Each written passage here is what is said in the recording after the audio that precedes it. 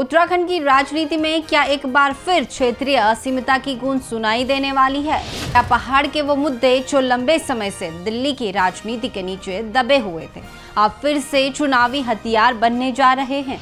वही पार्टी जिसने राज्य आंदोलन की कोख से जन्म लिया, जिसने आज दो अभी दो उत्तराखंड राज्य दो का नारा बुलंद किया, लेकिन राज्य बनने के बाद जो पार्टी हाशिए पर चली गई थी, वो अब नए तेवर, नई रणनीति और युवा जोश के साथ वापसी की तैयारी है। क्या यूकेडी इस बार भाजपा और कांग्रेस के चक्रव्यूह को तोड़ पाएगी? 25 जुलाई 1969 मसूरी की वो ठंडी फिजाएं गवाह बनी थी एक ऐसे दल के जन्म की जिससे उत्तराखंड की तकदीर बदलनी थी।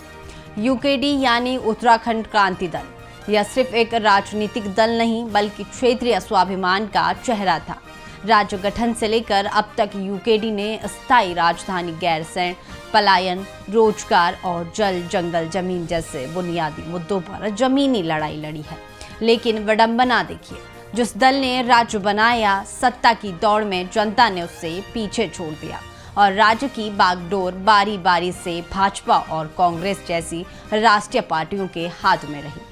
उत्तराखंड की राजनीति में जब भी तीसरे विकल्प की बात आती है तो सबसे पहले नाम जहन में यूकेडी का ही आता है।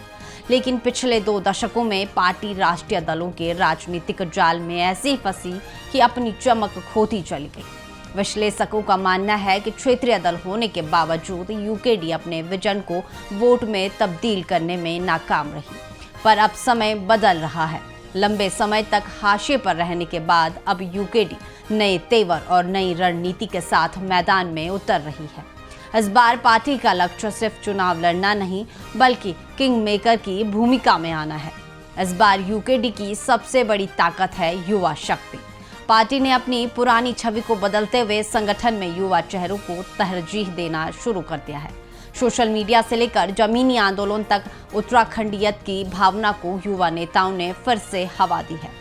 रणनीति साफ है, नए चेहरों को टिकट देना और युवा मतदाताओं को यह समझाना कि पहाड़ की पहचान सिर्फ क्षेत्रीय दल ही बचा सकते हैं।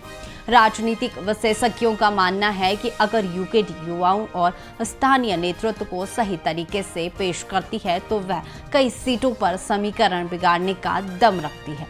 यूकेडी इस बार उन जख्मों को कुरेदने की तैयारी में है जिन्हें राष्ट्रीय दलों ने अनदेखा किया। भू कानून, मूल निवास, पलायन की मार और गैरसैंण को पूर्णकालिक राजधानी बनाने का मुद्दा, ये वो चुनावी हथियार हैं जिन्हें यूकेडी ढाल बनाकर मैदान में उतारेगी। विशेषज्ञों का कहना है कि उत्तराखंड में क्षेत्रीय दलों की प्रासंगिकता खत्म नहीं हुई है। अगर यूकेडी अपने उत्तराखंडियत के एजेंडे को प्रभावी ढंग से जनता तक पहुंचा पाई तो परिणाम चौंकाने वाले हो सकते हैं। लेकिन सवाल आज भी वही है, क्या यूकेडी अपनी खोई हुई साख वापस पा सकेगी? क्या पहाड़ की जनता राष्ट्रीय दलों के मुंह से बाहर निकलकर अपने क्षेत्रीय दल पर भरोसा जताएगी? यह तो आने वाला वक्त ही बताएगा। लेकिन इतना तो तय है कि यूकेडी की नई दस्तक ने राज्य के राजनीतिक गलियारों में हलचल जरूर पैदा कर दी है। आपको क्या लगता है, क्या उत्तराखंड को एक मजबूत क्षेत्रीय दल की जरूरत है? अपनी राय कमेंट बॉक्स में बेबाकी से साझा करें और अगर वीडियो पसंद आई तो लाइक करें, शेयर करें और उत्तराखंड की ऐसी ही गहरी राजनीतिक खबरों के लिए हमारे चैनल उत्तर भारत लाइव को सब्सक्राइब करना न भूलें।